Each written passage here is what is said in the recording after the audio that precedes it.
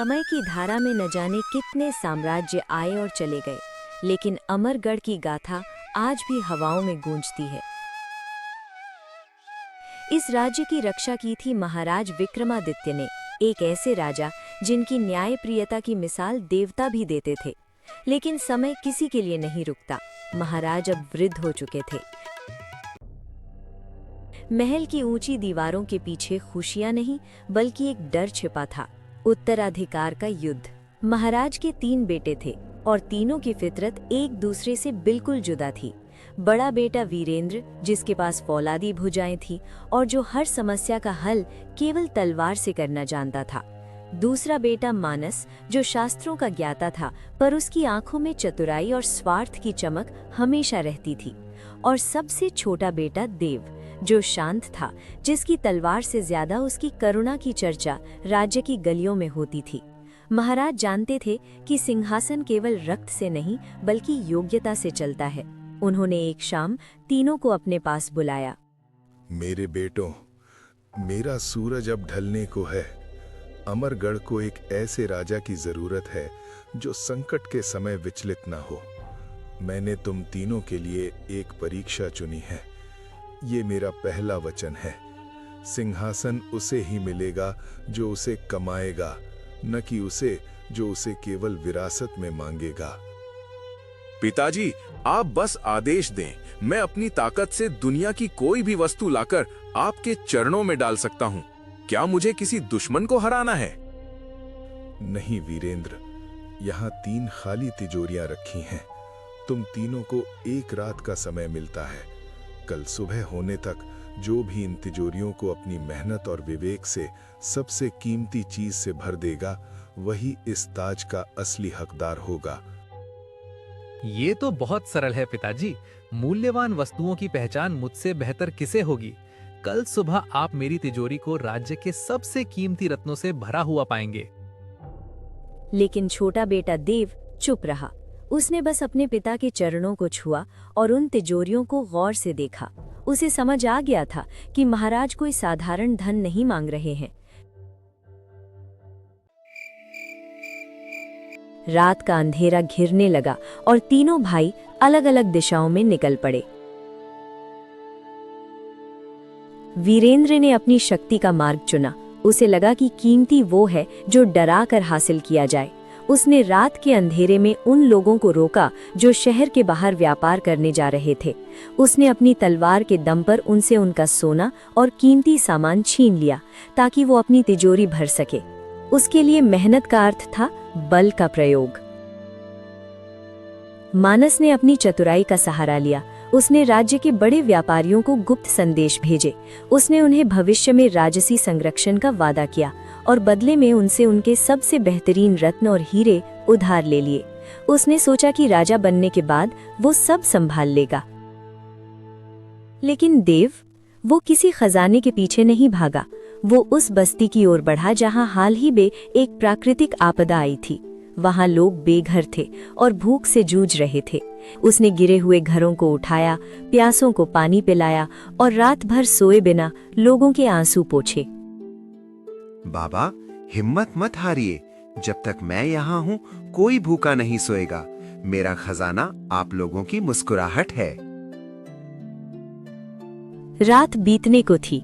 महल के प्रांगण में रखी हुई 3 तिजोरियां सुबह का इंतजार कर रही थी। एक में लूट का सोला था, एक में धोखे के रत्न, और देव की तिजोरी, वो बाहर से अभी भी खाली दिख रही थी।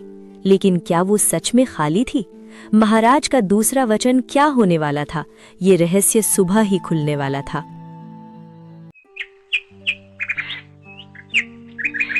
अमरगढ़ की सुबह आज अन्य दिनों जैसी नहीं थी। पक्षियों की चहचहाहट में भी एक अजीब सी बेचैनी थी। महल के मुख्य प्रांगण में खामोशी छाई थी, जिसे केवल महाराज के भारी कदमों की आवाज तोड़ रही थी। 3 तिजोरियां और 3 राजकुमार। वीरेंद्र और मानस की आंखों में जीत का आत्मविश्वास चमक रहा था, जबकि देव चुपचाप अपनी तिजोरी के पास खड़ा था। आज केवल एक राजा का चुनाव नहीं होना था, बल्कि अमरगढ़ की आत्मा का फैसला होना था। महाराज विक्रमादित्य धीरे धीरे पहली तिजोरी के पास पहुंचे। ये राजकुमार वीरेंद्र की तिजोरी थी, जो बाहर से ही भारी और सोने जैसी पीली चमक दे रही थी। पिताजी, देखिए, मैंने अपनी ताकत का प्रमाण दिया है। इस तिजोरी में वो सोना है जिसे दुनिया सबसे कीमती मानती है। एक शक्तिशाली राजा के पास धन की कमी नहीं होनी चाहिए, और मैंने इसे रातों रात हासिल करके अपनी योग्यता सिद्ध कर दी है। महाराज ने कोई प्रतिक्रिया नहीं दी। वे दूसरी तिजोरी की ओर बढ़ गए, जहां मानस खड़ा था। महाराज, बल से ज्यादा बुद्धि की कीमत होती है। मैंने अपनी चतुराई से बिना किसी संघर्ष के राज्य के सबसे बेशकीमती रत्न जुटाए हैं। मेरी तिजोरी अमरगढ़ की समृद्धि का वादा करती है। एक बुद्धिमान राजा कभी अपनी प्रजा को अभाव में नहीं रहने देता। अंत में महाराज देव की तिजोरी के पास रुके। देव का सिर झुका था, उसके वस्त्रों पर धूल जमी थी और उसके हाथों में रात भर काम करने के कारण छाले पड़ गए थे। उसकी तिजोरी का ढक्कन बंद था, पर वो बाहर से बिल्कुल साधारण लग रही थी। देखो भाई देव को, पूरी रात बाहर रहने के बाद भी इसके पास दिखाने के लिए एक तिनका तक नहीं है। क्या तुम अमरगढ़ को अपनी गरीबी से चलाओगे? पिताजी, समय नष्ट ना करें, न्याय कीजिए। धैर्य रखो वीरेंद्र। मैंने कहा था कि तिजोरी को सबसे कीमती चीज से भरना है, लेकिन कीमती क्या है ये आंखों से नहीं, आत्मा से देखा जाता है। अब मेरा दूसरा वचन सुनो। जो वस्तु हृदय को न छुए वो स्वर्ण होकर भी पत्थर है। तिजोरियां खोली जाएं। जैसे ही वीरेंद्र ने अपनी तिजोरी का ढक्कन उठाया, पूरा दरबार दुर्गंध से भर गया। वो सोना जो रात को चमक रहा था, अब जंग लगे लोहे के टुकड़ों में बदल चुका था। उससे उन मासूमों की सिसकियों की आवाज आ रही थी जिनसे वो छीना गया था। महाराज की आंखों में क्रोध था। वीरेंद्र, अन्याय से अर्जित धन केवल विनाश लाता है। मानस की तिजोरी से हीरे जवाहरात नहीं, बल्कि काला धुआं निकला। वे कीमती रत्न साधारण कांच के टुकड़ों में बदल गए थे। धोखे और कपट से की गई प्रगति केवल एक भ्रम होती है, जो सच की रोशनी पड़ते ही गायब हो जाती है। अब सबकी निगाहें देव की तिजोरी पर थीं। जैसे ही देव ने धीरे से ढक्कन उठाया, पूरी सभा चकित रह गई। तिजोरी के भीतर कोई धातु या पत्थर नहीं था, उसमें केवल एक मिट्टी का बर्तन था जिसमें साफ पानी था और कुछ ताजे चमेली के फूल। लेकिन चमत्कार ये था कि उस तिजोरी से ऐसी खुशबू निकल रही थी जिसने पूरे महल का वातावरण बदल दिया। उसमें से उन लोगों की दुआओं की गूंज सुनाई दे रही थी जिनकी देव ने रात भर मदद की थी। देखा तुम सबने, वीरेंद्र के पास डर था, मानस के पास लालच, लेकिन देव के पास आशीर्वाद है। और एक राजा के लिए अपनी प्रजा के आशीर्वाद से कीमती कुछ नहीं होता। देव, तुमने इस खाली तिजोरी को उन लोगों की उम्मीदों से भर दिया है जिन्हें दुनिया भूल चुकी थी। जैसे ही महाराज ने देव के सिर पर हाथ रखा, अचानक आसमान काला हो गया। महल की छत चीरते हुए एक भयानक आकृति नीचे उतरी। ये दुष्ट तांत्रिक काल भैरव था। उसने अपनी जादुई छड़ी लहराई और महाराज को एक अग्नि के घेरे में कैद कर लिया।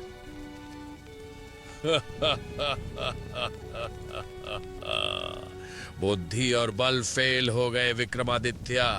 अब ये फूल और दुआएं तुम्हें मेरे काल चक्र से कैसे बचाएंगी? अमरगढ़ की गद्दी अब मेरी होगी। सैनिकों, पकड़ लो इन्हें। वीरेंद्र और मानस अपनी जान बचाने के लिए स्तंभों के पीछे छिप गए।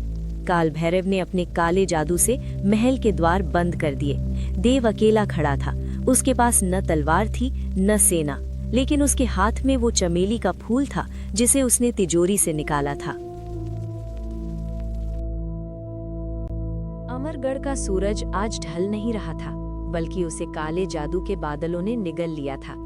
जिस दरबार में न्याय की गूंज होती थी, वहां अब तांत्रिक काल भैरव की अट्टहास गूंज रही थी। महाराज विक्रमादित्य को काल कोठरी की गहराइयों में जंजीरों से जकड़ दिया गया था। वीरेंद्र और मानस ने डर के मारे तांत्रिक की गुलामी स्वीकार कर ली थी। लेकिन देव, काल भैरव जानता था कि देव की करुणा उसके काले साम्राज्य के लिए सबसे बड़ा खतरा है। इसलिए उसने देव को खत्म करने के बजाय उसे शापित जंगल में फेंकने का आदेश दिया, जहां से आज तक कोई जीवित नहीं लौटा था। काले साए वाले सैनिकों ने देव को जंगल की कटीली झाड़ियों में फेंक दिया। देव के शरीर पर चोटें थी और उसके मन में अपने पिता की सुरक्षा की चिंता। जंगल इतना घना था कि सूरज की रोशनी भी जमीन को नहीं छू पाती थी। हर तरफ अजीब सी आवाजें थी, मानो जंगल के पेड़ उसे डरा रहे हों। पिताजी, मुझे क्षमा करें, मैं आपको बचा नहीं पाया। बिना सेना और बिना शस्त्र के मैं उस शक्तिशाली तांत्रिक का सामना कैसे करूंगा? क्या अमरगढ़ का अंत ऐसे ही लिखा था? देव हार मानकर एक पुराने बरगद के पेड़ के नीचे बैठ गया। तभी उसकी नजर उस मुरझाए हुए चमेली के फूल पर पड़ी जो अभी भी उसकी मुट्ठी में दबा था। वो वही फूल था जो उसने अपनी तिजोरी में रखा था। जैसे ही देव की आंखों से एक आंसू उस फूल पर गिरा, वो फूल अचानक चमकने लगा। वो फूल मरा नहीं था, बल्कि वो देव की निस्वार्थ भावना से जीवित था। फूल से निकली एक सुनहरी किरण जंगल के एक अंधेरे रास्ते की ओर बढ़ने लगी। देव समझ गया कि ये कोई संकेत है। वो लड़खड़ाते हुए उस रोशनी के पीछे चलने लगा। कुछ मील चलने के बाद वो एक ऐसे स्थान पर पहुंचा जहां समय थम गया था। वहां एक प्राचीन खंडहर हो चुका मंदिर था, जिसके द्वार पर लिखा था, सत्य का मार्ग कभी अकेला नहीं होता। जैसे ही देव ने मंदिर की दहलीज पर कदम रखा, जंगल की डरावनी आवाजें शांत हो गईं। मंदिर के बीचों बीच एक दिव्य ज्योति जल रही थी। देव ने श्रद्धा से अपना सिर झुकाया। देव, डरो मत। तुम यहाँ अपनी शक्ति की तलाश में नहीं, बल्कि अपने धर्म के कारण आए हो। काल भैरव ने अमरगढ़ को अपनी ताकत से जीता है, लेकिन तुम उसे अपनी उस शक्ति से जीतोगे जिसे वो कभी समझ नहीं पाया। प्रभु, मेरे पास तो कोई सेना नहीं है। मैं अकेला उस तांत्रिक के माया जाल को कैसे तोड़ूंगा? सेना शस्त्रों से नहीं, संकल्प से बनती है। यह तुम्हारा तीसरा वचन है जो तुम्हारे पिता ने तुम्हें इशारों में दिया था। सत्य का बल अदृश्य होता है। इस मंदिर के कुंड में अपना हाथ डालो और वो उठाओ जो केवल एक सच्चे राजा के लिए प्रकट होता है। कुंड से कोई तलवार नहीं निकली, बल्कि एक ऐसी ढाल निकली जो किसी भी काले जादू को सोख सकती थी, और एक ऐसा दंड जिससे निकलने वाली रोशनी अंधेरे का नाश कर सकती थी। देव को एहसास हुआ कि असली युद्ध अब शुरू होने वाला है, लेकिन उसे सिर्फ तांत्रिक से नहीं लड़ना था, उसे अपनी प्रजा के सोए हुए साहस को भी जगाना था। उधर महल में काल भैरव ने प्रजा को गुलाम बना लिया था। उसने घोषणा कर दी थी कि अगले दिन महाराज विक्रमादित्य को सबके सामने मृत्यु दंड दिया जाएगा। लोग डर के मारे कांप रहे थे। उन्हें नहीं पता था कि जंगल की गहराइयों से एक नायक वापस लौट रहा है, जिसके पास अब केवल दुआएं नहीं, बल्कि देवताओं का आशीर्वाद भी था। अंधेरा कितना भी गहरा क्यों ना हो, सुबह का सूरज उसे चीर ही देता है। काल भैरव, तुम्हारी उल्टी गिनती शुरू हो चुकी है।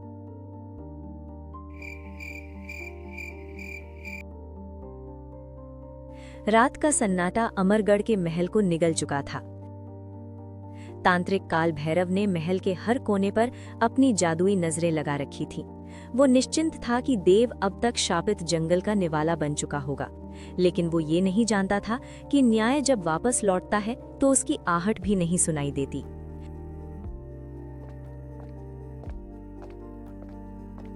देव महल के गुप्त रास्तों से परिचित था। वो अपनी दिव्य ढाल को कपड़े में लपेटकर परछाई की तरह आगे बढ़ रहा था। उसका लक्ष्य था अपने पिता की काल कोठरी।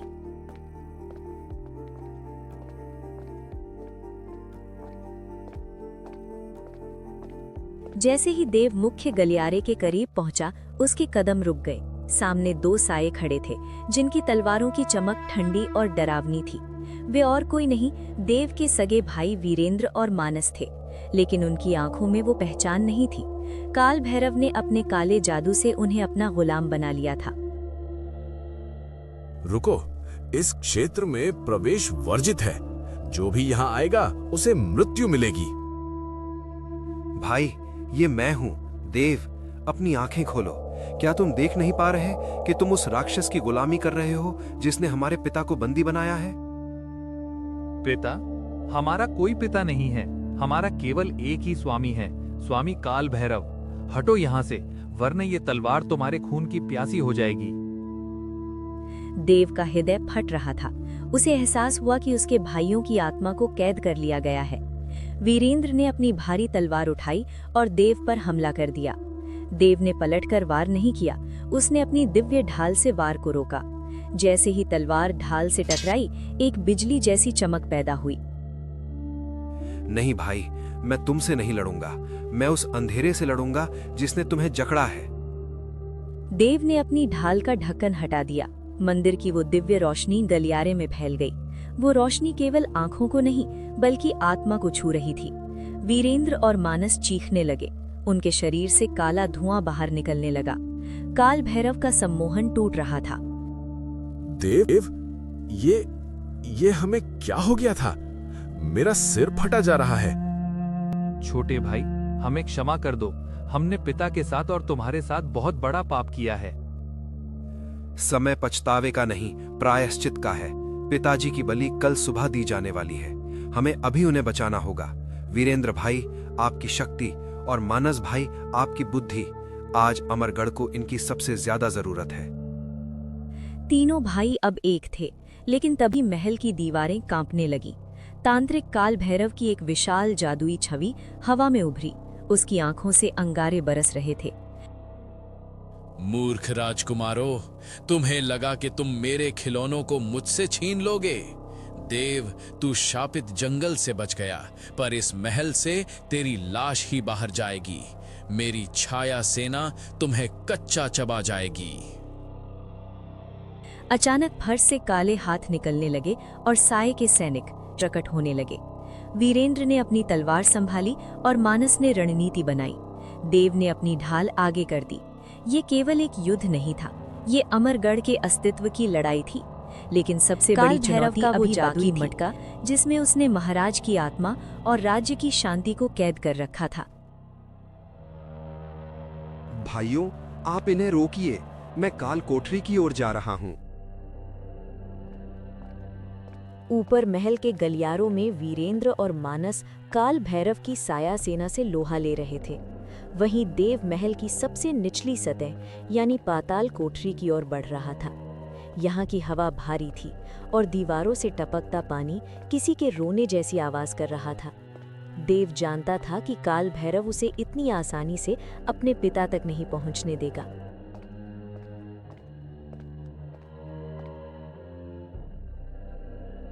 जैसे ही उसने काल कोठरी का भारी दरवाजा धकेला, उसके सामने एक ऐसा दृश्य था जिसने उसे ठिठकने पर मजबूर कर दिया। कमरे के बीचों बीच 3 लोहे के खंभे थे और तीनों से एक एक राजा विक्रमादित्य बंधे हुए थे। उनकी शक्ल, उनके घाव और उनके कपड़े बिल्कुल एक जैसे थे। यहाँ तक कि उनके कराहने की आवाज भी एक जैसी थी। देव, मेरे पास आओ बेटा। मैं ही तुम्हारा पिता हूँ। मुझे इस जादुई जाल से आजाद करो। नहीं देव, वो तांत्रिक का छलावा है।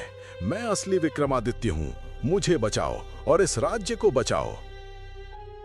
पुत्र, चाहे जो भी हो, अपनी ढाल को नीचे मत रखना। तांत्रिक यहीं कहीं छिपा है। देव असमंजस में पड़ गया। वो अपनी तलवार से जंजीरें काट सकता था, लेकिन अगर उसने गलत व्यक्ति को छुआ तो काल भैरव का जादुई जाल उसे भी निगल सकता था। उसे याद आया कि उसके पिता ने हमेशा कहा था, सत्य की पहचान चमक से नहीं, स्वभाव से होती है। ये काल भैरव की माया है। वो चाहता है कि मैं गलती करूं। देव ने अपनी दिव्य ढाल की रोशनी उन तीनों पर डाली।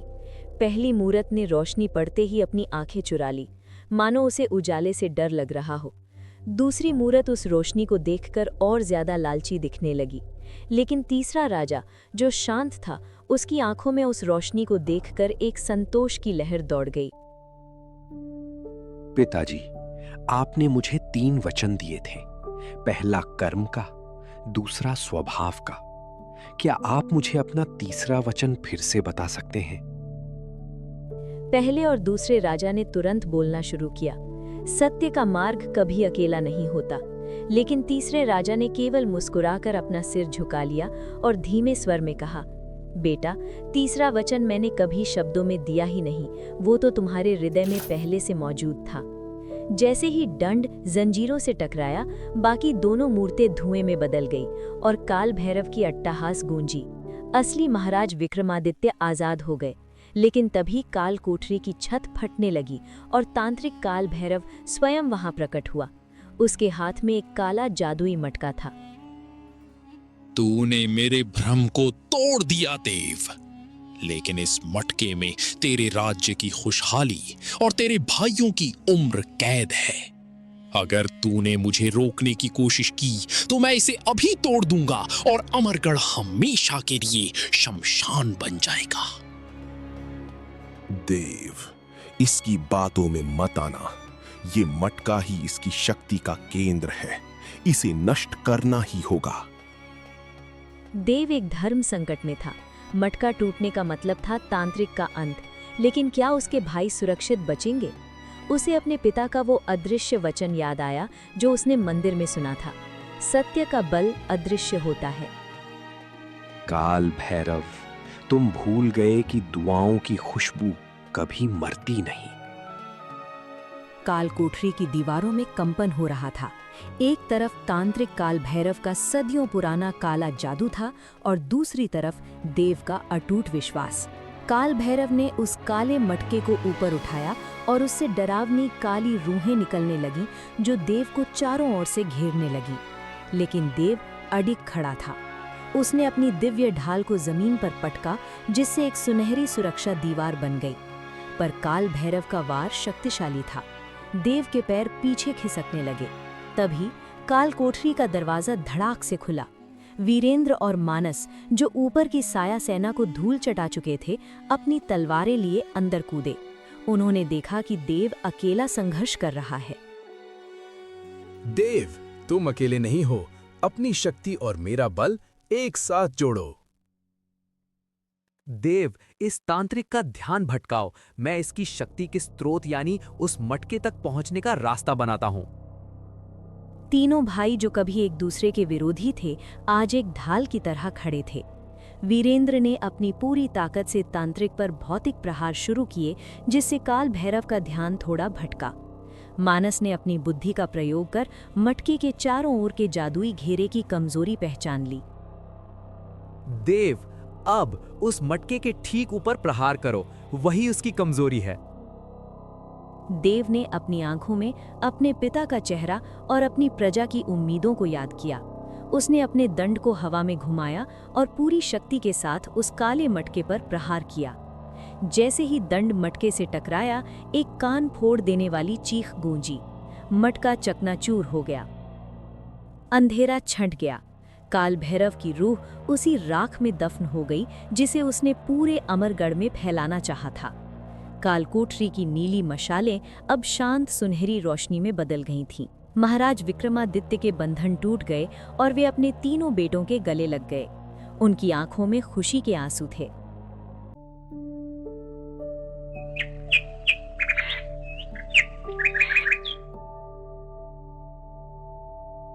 कुछ समय बाद महाराज विक्रमादित्य अपने तीनों बेटों के साथ महल की बालकनी पर आए। प्रजा, जो अब तक डर के साए में थी, अपने राजा को जीवित देखकर जय जयकार करने लगी। महाराज आगे बढ़कर देव का हाथ पकड़ा और उसे सबके सामने ऊंचा किया। अमरगढ़ की प्रजा, आज मुझे मेरा उत्तराधिकारी मिल गया है।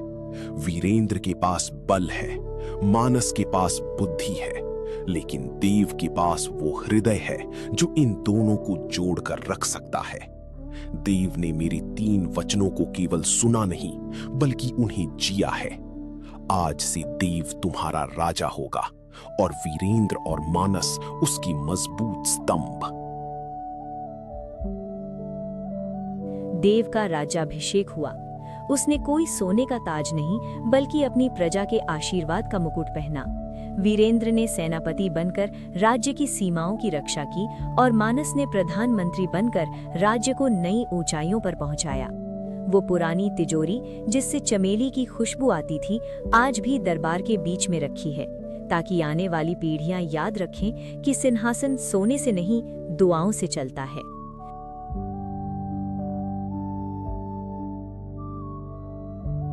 दोस्तों, आपको हमारी ये कहानी कैसी लगी? अपनी राय कमेंट में जरूर लिखें और ऐसी ही कहानियों के लिए चैनल को लाइक, शेयर और सब्सक्राइब करना मत भूलिए।